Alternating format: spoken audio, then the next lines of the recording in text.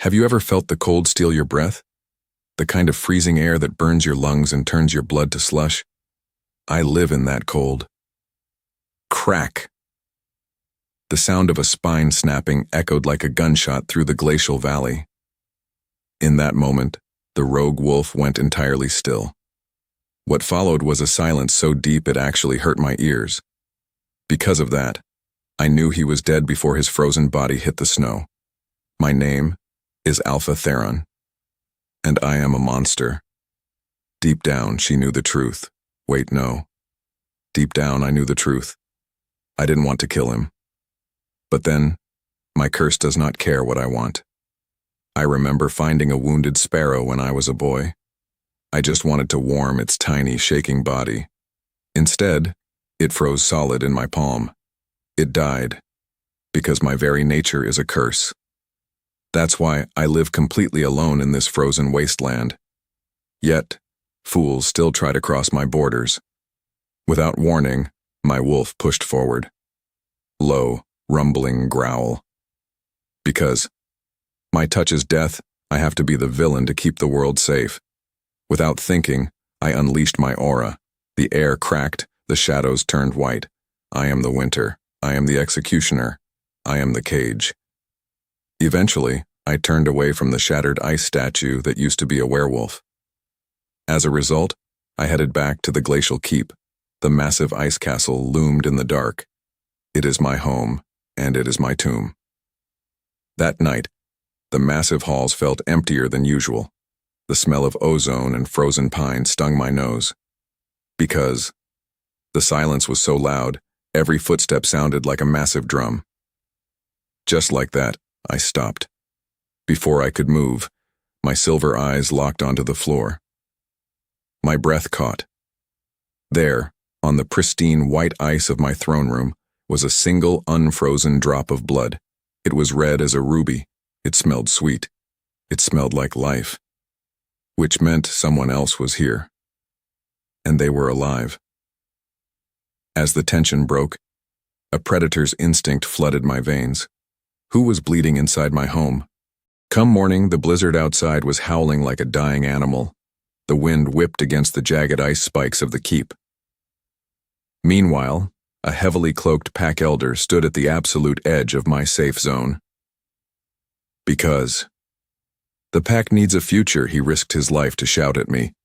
Alpha, he yelled, his breath pluming in the freezing air. You must take a mate. Between one breath and the next, a blinding pain sliced through my skull. Mate. As the truth unraveled. In my mind, a violent flashback hit me.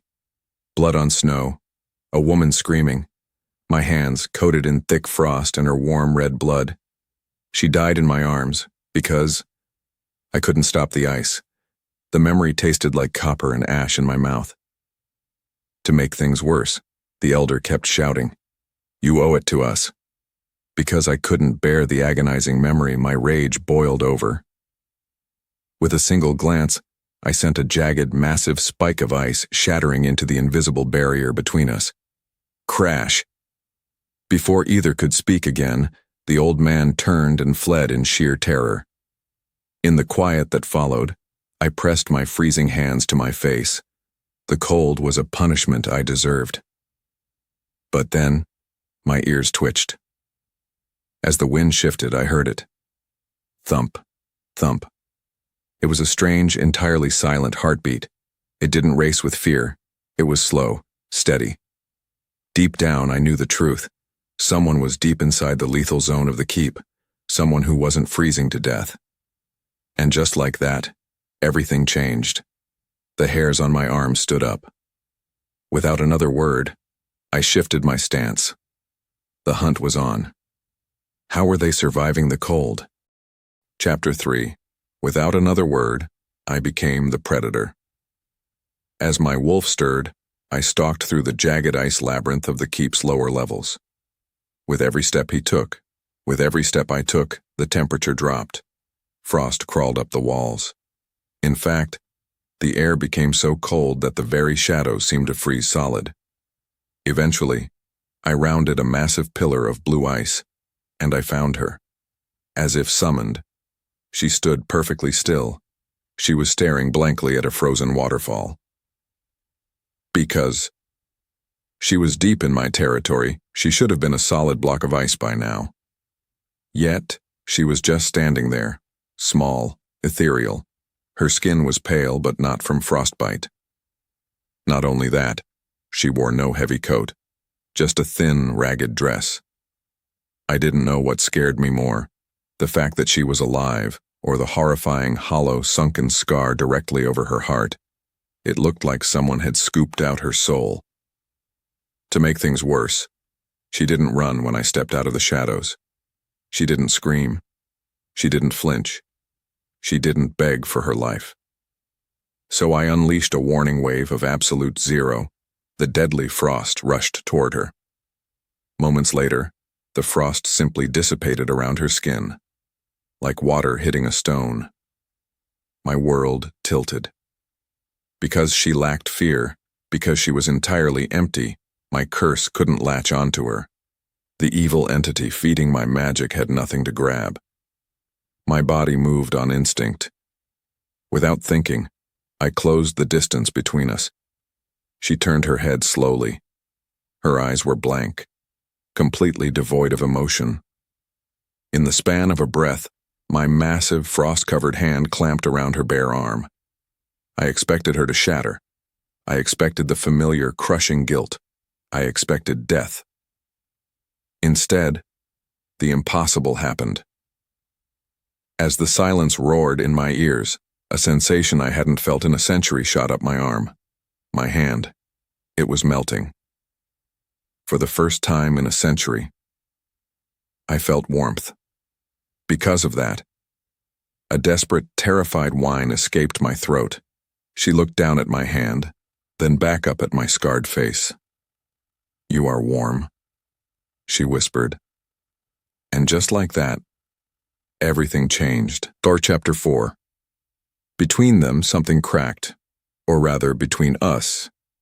I ripped my hand away from her arm like her skin was made of burning coals. I stumbled backward. My boots scraped loudly against the ice. My thoughts spun. The massive, swirling blizzard inside the keep was actually dying down. The biting wind faded into a soft, quiet breeze. Because she was looking at me without a single drop of fear, my deadly ice couldn't feed on her terror. "What are you?" I demanded. "Girl." Her voice trembled. No, it didn't tremble at all. It was completely flat. "I am Tanith." I felt it clear as day. She felt absolutely nothing. No panic, no joy, no sadness. Have you ever looked into a deep, empty well? That is what her pale eyes looked like. Before the words left her lips, the solid ground violently shook. Without warning, an unnatural tremor ripped through the keep floor. Because of that, giant razor-sharp icicles above us began to snap. To make things worse, a dark ancient shadow slipped across the far wall. What was that shape creeping in the dark? As the sky darkened outside, the very foundation of the keep roared. She was entirely empty. She was completely calm. She was perfectly safe. In that moment, a massive block of heavy ice broke free right over her head. My body moved on instinct. I didn't think, I just lunged. As if pulled by a string, I slammed into her small frame.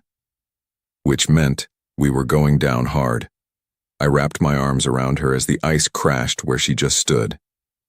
Chapter 5. We crashed onto the frozen floor. The space between them burned. Between us burned. I was lying right on top of her. My heavy, muscular body pinned her small frame to the ground. With every heartbeat, my thick armor of ice turned to actual water. It was melting, I was melting. As fire bloomed beneath my skin, a searing, addictive heat rushed through my freezing chest. I felt the soft curve of her hips. I felt her breath against my neck. I wanted her gone, I wanted her safe, I wanted her mine. As the mark tingled, the hollow scar on her chest started glowing. A faint, warm, golden light peeked through the fabric of her ruined dress. "You're crushing me," she whispered. Still, she didn't try to push me away. Because I remember a time a lost wolf pup wandered too close to my gates. Panic seized me. I tried to carry that pup back to the edge, but he froze solid in my arms before we made it 10 steps. I couldn't let that happen to her. Yet, I couldn't move. She smelled like summer rain and sweet wild honey. Eventually, I forced my shaking arms to push me off her. My chest ached as the brutal cold immediately rushed back into my veins. Instead of throwing her out into the snow, I made a choice. A selfish, terrible choice. Without another word, I grabbed her hand and dragged her toward the inner sanctum. As if the world narrowed, I reached the heavy iron doors. I slammed them shut. Clang. And just like that, everything changed. I pulled the heavy chains tight. She was locked in here with a monster. Chapter 6. From there, I marched her up the spiral stairs to my private living quarters. "Sit," I barked. "Growl." As the silence stretched, Tanith simply sat on the edge of my massive, cold bed. Her blank eyes watched me pace. "You do not touch me," I growled, pointing a clawed finger at her. "You do not cross the blue line on the floor. You do not ask questions." Because she was looking at me so blankly, I felt like a madman talking to a stone wall. Maybe it was fate that brought her here. Or maybe it was a cruel curse. That night, I sat in the heavy wooden chair in the corner of the room. I just watched her sleep. Have you ever watched someone breathe and felt your own lungs ache with longing? While my pulse raced, I finally let my heavy eyelids close. Just for a second. What followed was a nightmare straight from hell. I saw Tanith's face. I saw the beautiful golden light in her chest fade out. I saw thick, white frost creeping up her pale, delicate neck. A beat later, a raspy, ancient voice whispered in the dream. "She will die just like all the others." Whose voice was that echoing in my head? I woke up choking on dead air. As the echo faded, I frantically looked around the dark room. To make things worse, the entire bedroom was encased in thick, white frost. I had plunged the room to absolute zero while I slept. Because my cursed power is tied to my darkest fears, my own terror had almost killed her in my sleep. Beneath the moonlight, I saw her small body shivering for the very first time. I had to fix this before my touch became her grave. Chapter 7. Come morning, the bone-chilling frost in my bedroom was thick enough to crack beneath my boots.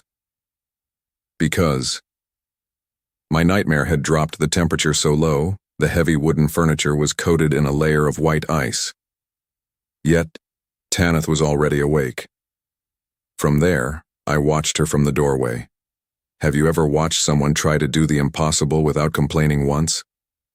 In fact, she was trying to light a fire in the massive stone hearth. Her small hands gripped an iron poker. She struck a flint. Sparks flew, but the icy log simply refused to catch. I watched her struggle. I watched her adapt. I watched her survive. Without a word, I stepped into the room. Crunch, crunch. My boots shattered the frost on the floor. "The wood is frozen solid," I grumbled. As the silence stretched, she didn't look up. "It is cold, but I do not feel cold. I just cannot make the fire burn." Because she said it so matter-of-factly, my chest tightened. She wasn't complaining. She was just stating a fact. I remember a time, centuries ago, when I tried to carve a beautiful ice swan for the keep's courtyard.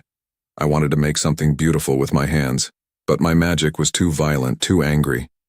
The swan exploded into 1,000 deadly shards. I haven't tried to create anything since. But then, I looked at Tanith's shivering shoulders. Without thinking, I raised my right hand. My breath caught. I didn't summon a blizzard. I didn't push the magic to destroy. I pushed it to shape. Just like that, the thick ice coating the logs peeled away. It curled into the air like clear ribbons and vanished. I focused hard. I pulled the cold out of the hearth. Moments later, the small spark she created suddenly caught. A warm, orange flame roared to life.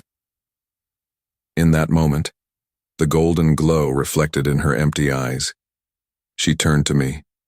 Between one breath and the next, her flat voice sliced through the crackling fire. "Why do you look at me like I am a ghost?" she asked. As if fate demanded it, the question hit me right in the gut. Who exactly was pulling the strings in this cursed castle? Because of that, I knew I had to show her the ugly truth. Arthur, Chapter 8. Next. I walked slowly toward her. The air thickened with every step I took. Because I needed her to understand the sheer danger she was in, I held out my bare hand. "I look at you like a ghost, because everyone I touch dies," I whispered fiercely. Without warning, I pushed a tiny concentrated stream of absolute zero right at her palm. I wanted to scare her. I needed her to run. Instead, the white mist hit the air an inch from her skin and stopped. It was like hitting an invisible wall of heat. My world tilted. As fire bloomed beneath my skin, I reached out. My trembling fingers brushed the hollow, sunken scar directly over her heart. Zap! When her name left my lips, a violent explosion of shared memory ripped through my skull. I saw the blood. I felt the knife. I heard her scream. It wasn't a dream. It was a real memory. Ancient stone walls. A dark, terrifying altar. My hands were covered in her blood. I was holding a jagged blade. I killed her. Before I could move, I violently shoved myself away from her. "No!" I roared. Grrrl. What followed was sheer panic. I crashed into the heavy oak door. Because the memory of the bloody altar was too heavy, too real. I felt like I was suffocating. What did I actually do at that altar all those centuries ago? Without another word, I turned and ran. I fled from my own bedroom. As a result, I sprinted down the spiral stairs, leaving her alone with the fire. That's why I had to lock myself in the deepest, darkest dungeon of the keep, where I couldn't hurt her anymore. Chapter 9. That night, the sub-basement of the keep was pitch black and silent as a grave. Or so I thought. Because I was drowning in self-hatred, my magic was spiraling out of control. Thick black ice crawled up the dungeon walls. Have you ever felt like the shadows in a room were actually watching you? Without warning, the darkness moved. As the wind shifted, a freezing, shadowy mist began to swirl around my boots.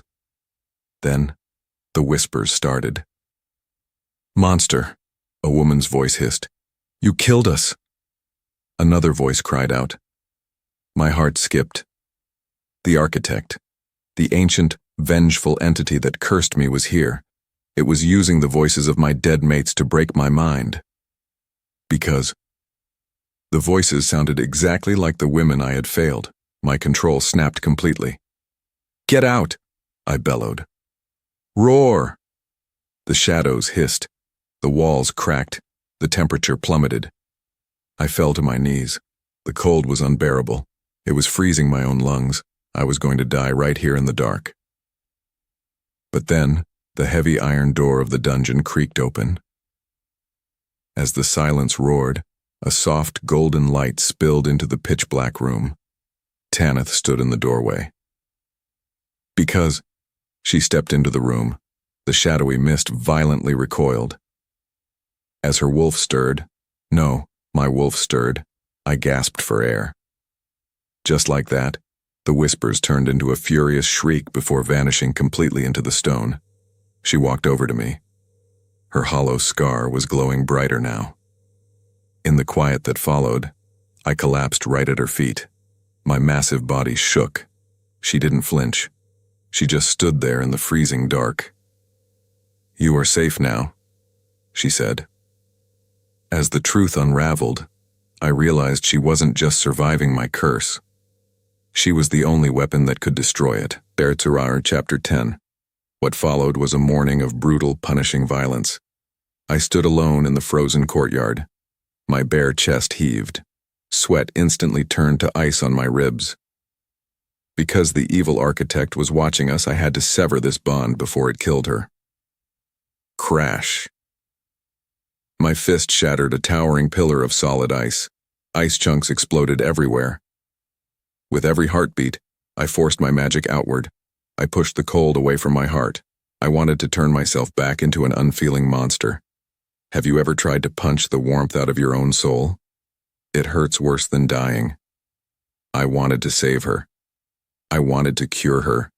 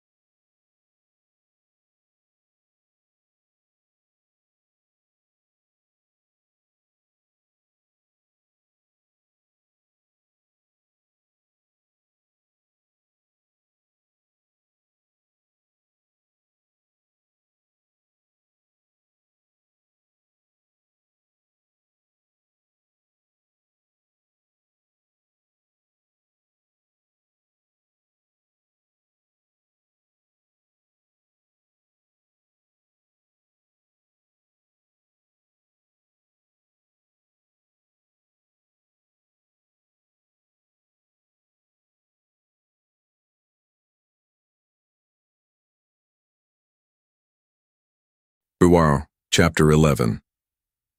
Before the words left her lips, a surge of wild fury ripped through my chest.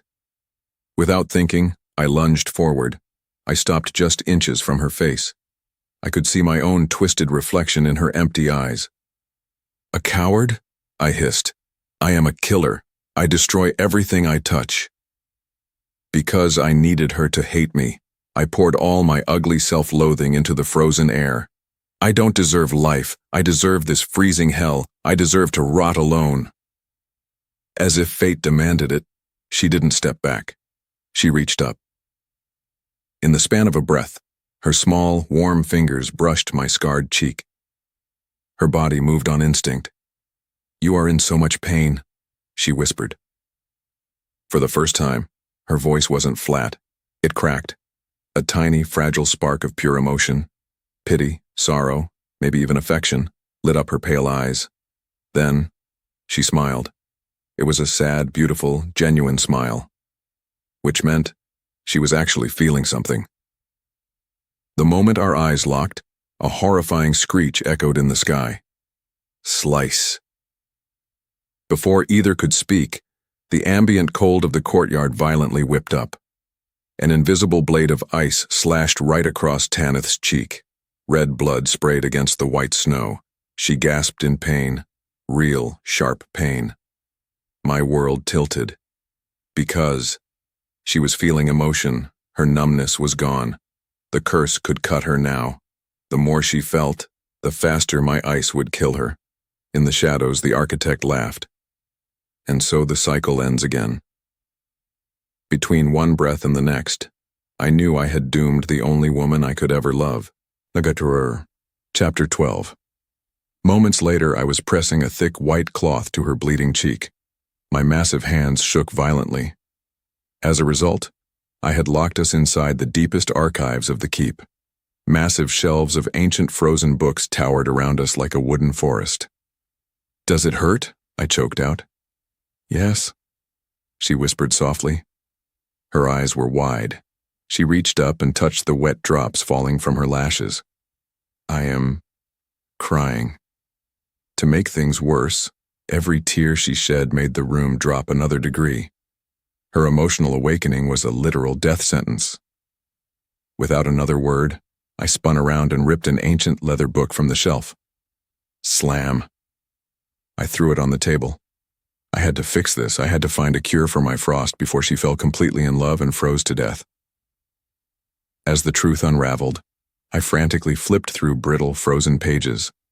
What was the exact origin of this terrible curse? Who cast it?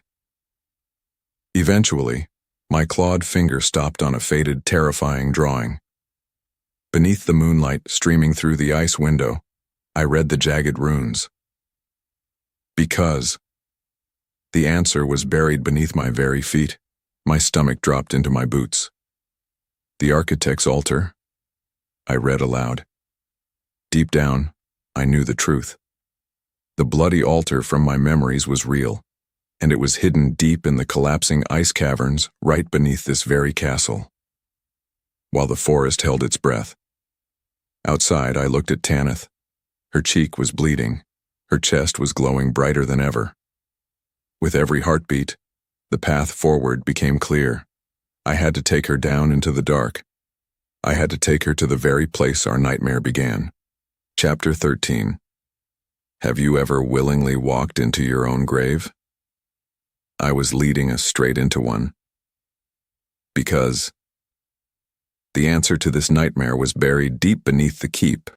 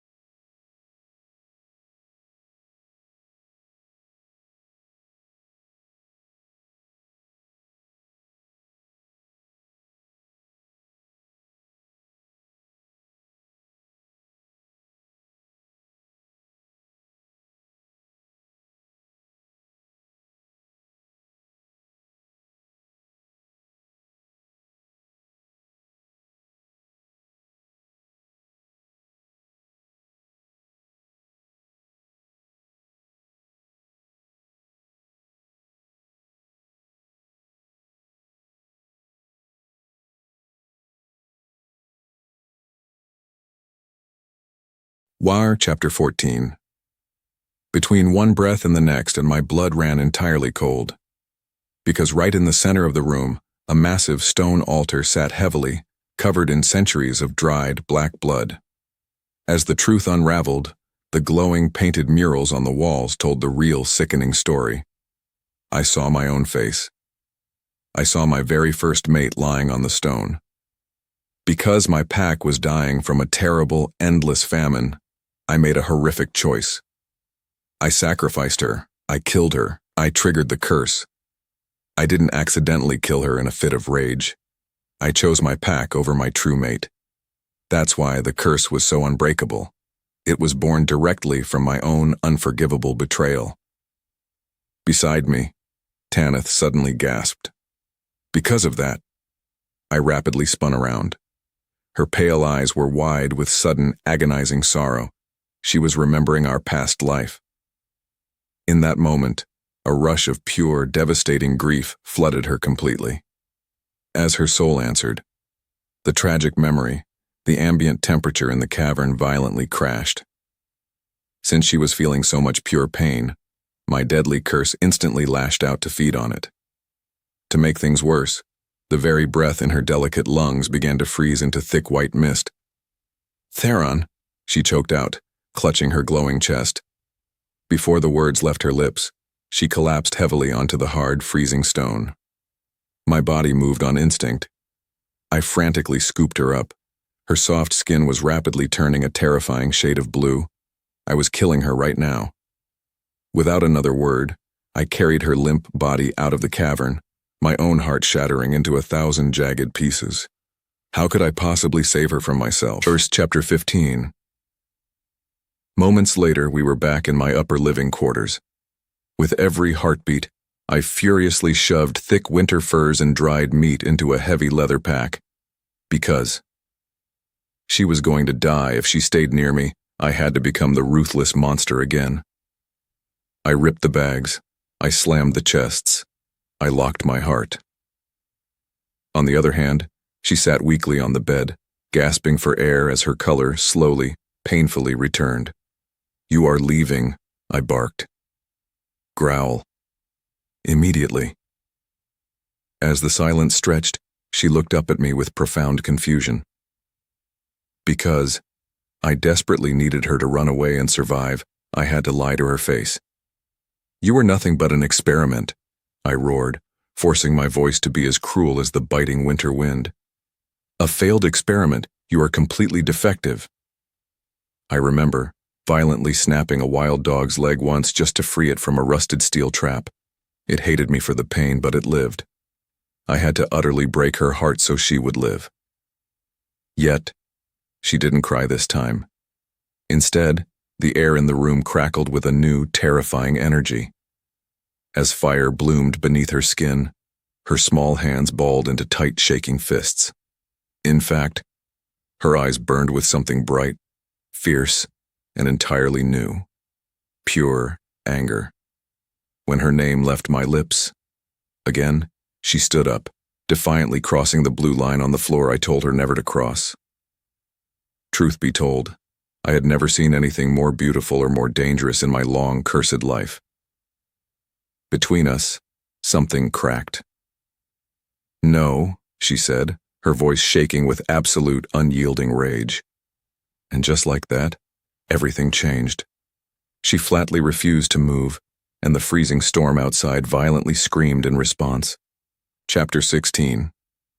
Have you ever watched a gentle breeze turn into a deadly hurricane in a single second?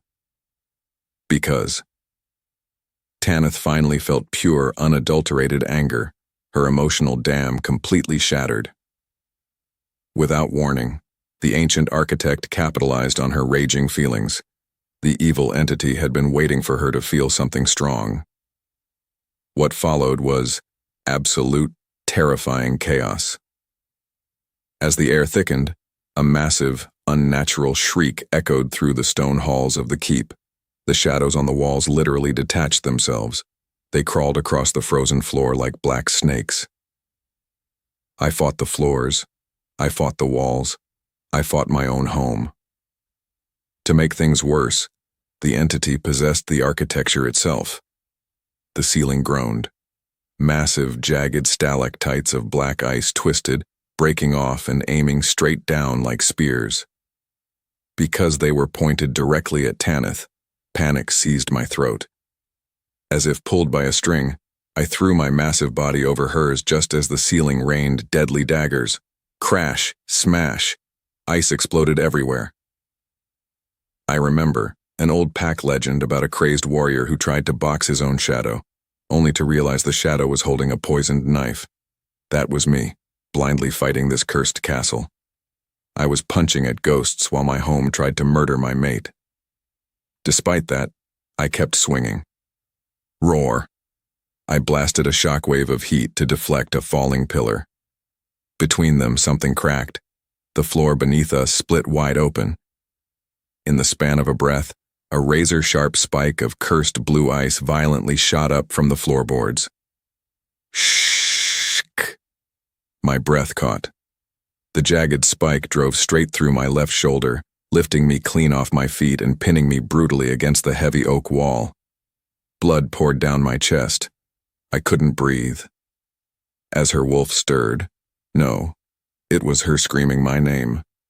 How could I possibly protect her when the entire world was the weapon? Chapter 17.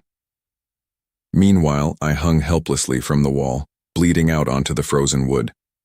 Because my blood was leaving my body so fast, the dark shadows easily crept directly into my weakened mind. Even so, I frantically clawed at the massive ice spike in my shoulder. My fingers were slick with warm blood. It wouldn't budge. Have you ever heard the story of the trapped wolf who chewed off its own leg to escape a steel snare, only to bleed to death in the snow? I would have gladly ripped my own arm off for her, but the dark magic paralyzed my muscles completely. Without thinking, the architect manifested right in front of me. Its face was a swirling vortex of freezing mist, but why did its shadowy eyes look faintly like my own brother from a past life? I filed that mystery away in the back of my spinning mind. Then, the psychic torture began. I saw the betrayal. I saw the deaths. I saw the endless loop. Because of that, my vision violently shifted. I wasn't in the keep anymore. I was back at the altar. I saw myself killing her, over and over and over across centuries of reincarnations.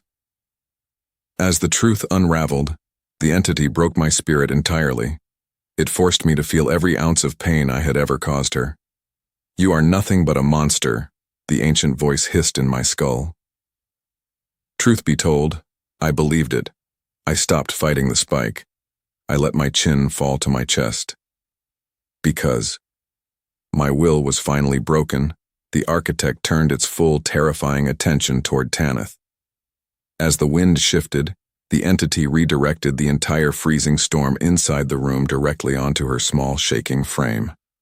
What's worse, Tanith was now feeling pure, blinding terror. Her immunity was totally gone. But the true nightmare was just getting started in the dark. Chapter 18. In the quiet that followed. The roaring wind, time seemed to slow down to an agonizing crawl.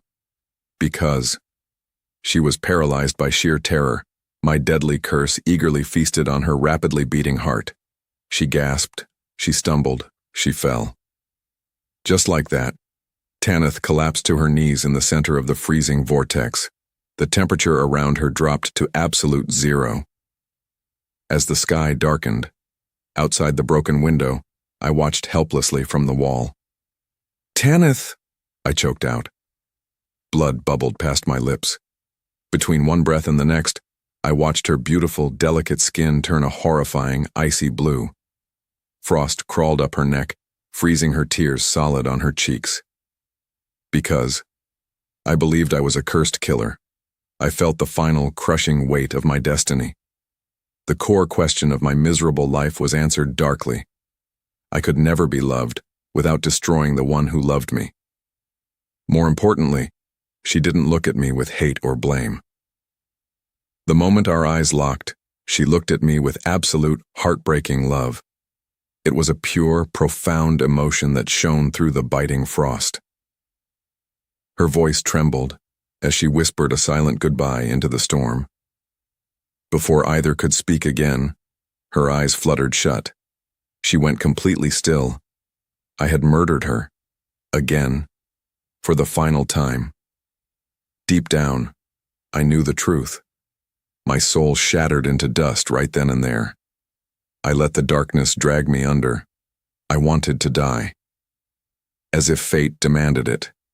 The howling wind suddenly stopped dead. Yet, why didn't the bitter cold completely extinguish the tiny spark hiding deep inside her chest? Moments later, the hollow, sunken scar over her frozen heart began to change. Without another word, it erupted with a blinding, searing, golden light that illuminated the entire bloody room. And then, the absolute impossible happened in the dark. Chapter 19. Between one breath and the next, the blinding golden light exploded outward like a dying star. Because it was born of pure, sacrificial love, the light didn't burn my skin. It felt like standing in the absolute center of the summer sun. As the tension broke, the shadowy mist of the architect violently shrieked in absolute agony. The sound was a high-pitched squeal of grinding metal and breaking glass. I saw the shadows recoil. I felt the heat. I heard her breath. Without warning, the jagged, cursed ice spike pinning me to the wall instantly vaporized into a cloud of harmless steam. Crash. I hit the frozen floor hard, gasping for air as my shoulder rapidly began to heal under the glow of her radiant light. As my wolf stirred, I dragged my heavy, bloodied body toward the center of the room. In that moment, the thick frost covering Tanith's delicate skin completely melted away. Because her love was stronger than my ancient curse. The hollow, sunken scar on her chest wasn't a wound at all. It was a sealed vessel. A vessel that had been collecting the fragmented pieces of her soul across centuries of reincarnations. To make things worse for the ancient entity, Tanith wasn't just surviving. She was ascending. Just like that, her pale eyes snapped open. Only, they weren't empty anymore. They were burning with liquid gold. My breath caught. She pushed herself off the ground, hovering just an inch above the shattered floorboards. Deep down, I knew the truth. The architect hadn't just feared my power. It had spent centuries terrifying me into hiding because it was absolutely terrified of her. Chapter 20. Meanwhile, the furious entity frantically tried to regroup. Because the shadows were losing their grip on my home, the architect gathered every ounce of freezing wind left in the courtyard, twisting it into a massive, jagged scythe of black ice. "You cannot break the cycle," the ancient voice roared. Without thinking, Tanith raised her small, glowing hand. As the wind shifted, she didn't cast a spell. She didn't shout a battle cry. She simply radiated absolute, unyielding warmth. "The cycle is already broken," her voice echoed. It wasn't flat anymore. It resonated with the power of 1,000 ancient queens. What followed was a collision of impossible forces. The architect hurled the massive black scythe directly at her chest. My body moved on instinct. I roared, lunging forward to stand between her and the blade. I braced myself for the lethal impact. Instead, Tanith's hand gently grabbed my massive shoulder from behind. As fire bloomed beneath my skin, the fatal blade of ice struck her golden barrier and completely shattered into glowing dust. Because of that, I finally understood the missing piece of the prophecy. My curse wasn't meant to isolate me. It was meant to be the impenetrable shield that protected her light.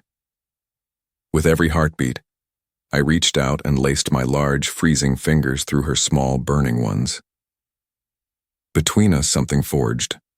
Fire and ice didn't destroy each other. They perfectly balanced into an unstoppable force. Barren, Chapter 21. From there, we turned to face the screaming vortex together. Because we were finally united, the very foundation of the keep roared in approval. The dark, twisted stalactites on the ceiling dissolved into clear, beautiful water. In the span of a breath, I unleashed my aura, but this time I didn't push it with fear or hatred. I pushed it with absolute devotion. As her soul answered, Tanith pushed her blinding golden light directly through my violent frost. What followed was a massive, expanding shockwave of shimmering diamond dust. Without warning, the wave slammed into the architect. The entity screamed as the light tore through its shadowy form, burning away the centuries of darkness, guilt, and bitter resentment that had chained my bloodline. Before it could speak, another curse, the architect exploded into 1,000,000 harmless white sparks that drifted up toward the wooden rafters. In the quiet that followed, the storm outside the keep abruptly died. Because the silence was so sudden, all I could hear was the steady, rhythmic beating of Tanith's heart. Eventually, the golden glow faded from her eyes, leaving them a warm, beautiful hazel. She collapsed against my chest, completely exhausted. As a result, I caught her easily. My touch didn't freeze her. My magic didn't bite. For the first time in a century, my arms were just a safe place to rest. And just like that, everything changed. We had survived the dark, but the real challenge was just beginning, learning how to live in the light. Chapter 22. Come morning, the glacial keep was entirely unrecognizable. Because the ancient curse was broken, the eternal blizzard that had buried my home for centuries was simply gone. As the sky brightened, a brilliant, warm sunlight pierced through the high arched windows of the throne room. It danced across the clear, uncursed water pooling on the stone floor. I stood there. I breathed. I lived. Without warning, Tanith walked into the massive hall. As my wolf stirred, my silver eyes locked onto her. I made sure to take in every single detail, burning her image permanently into my mind. The delicate slope of her nose, the soft, warm flush in her pale cheeks, and those beautiful, expressive hazel eyes that had replaced the empty void. The hollow scar over her heart was now a faint, shimmering golden mark, the permanent seal of our supernatural bond. Because I was so used to pushing everyone away, my massive frame instinctively tensed for a fraction of a second. Yet, she didn't hesitate. In the span of a breath, she crossed the room and wrapped her arms tightly around my waist. She pressed her cheek directly against the jagged scar on my chest. My breath caught. I slowly, carefully wrapped my large, muscular arms around her small shoulders. My touch didn't freeze her. My aura didn't bite. "It's over," she whispered, looking up at my scarred face. Between one breath and the next, I rested my chin on the top of her head. "The cold is gone," I rumbled, my deep voice echoing in the vast hall. But then, a loud, heavy pounding echoed from the massive iron gates of the courtyard. As the tension broke, my alpha instincts instantly flared.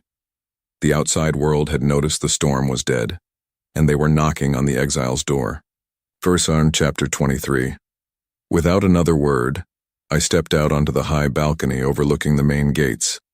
Tanith stood right by my side, our fingers perfectly laced together.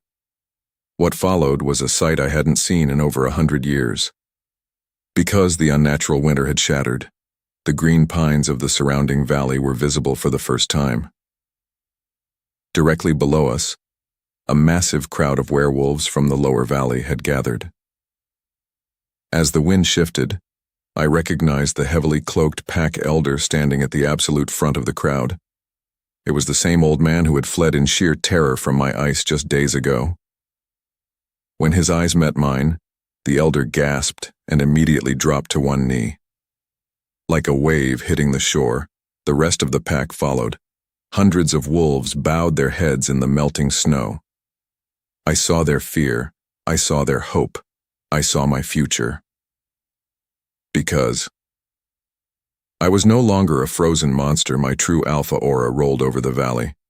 It wasn't the suffocating, deadly absolute zero of the past. It was heavy, warm, and powerfully protective. "Alpha Theron!" the elder shouted, his voice shaking with awe. "The long winter is broken. You have found your mate." In that moment, I looked down at Tanith. The golden mark on her chest pulsed faintly in the sunlight, a visual testament to the bond that had saved an entire kingdom. As her soul answered, she squeezed my hand. She didn't shrink from the massive crowd. The Alpha King finally had his queen. Just like that, a massive unified howl erupted from the valley floor, shaking the very foundation of the stone keep. First through chapter 24. That night, the massive hearth in my bedroom roared with a bright natural fire. Because the shadows were permanently banished, the room felt intimately warm. As the silence stretched, I sat on the edge of the heavy wooden bed, watching Tanith brush her hair in the vanity mirror. We had maintained perfect visual consistency. She was the exact same ethereal woman who wandered into my deadly frost, yet entirely transformed by the love that woke her. Without thinking, I stood up and crossed the room. The space between us closed. I gently took the brush from her hand and set it down. My large calloused hands framed her face. I traced the faint line on her cheek where my cursed ice had cut her, a permanent reminder of the sacrifice we made. When her name left my lips, it was a vow. "I spent a century believing I was a cage," I whispered. my silver eyes reflecting the firelight. You showed me I was just a shield waiting for a light to protect. Because of that, she smiled, reaching up to run her warm fingers through my hair. We are neither of those things anymore, Tanith answered softly. We are just us. As fire bloomed beneath my skin, I leaned down and finally truly kissed her. There was no freezing mist. There was no bitter sting of death. There was only the searing, perfect heat of a supernatural bond clicking fully into place. Deep down, I knew the truth. The legend of the frozen monster was officially dead. And just like that, everything changed. The exile and the bond were finally one, ready to face whatever the new dawn brought to our borders. The end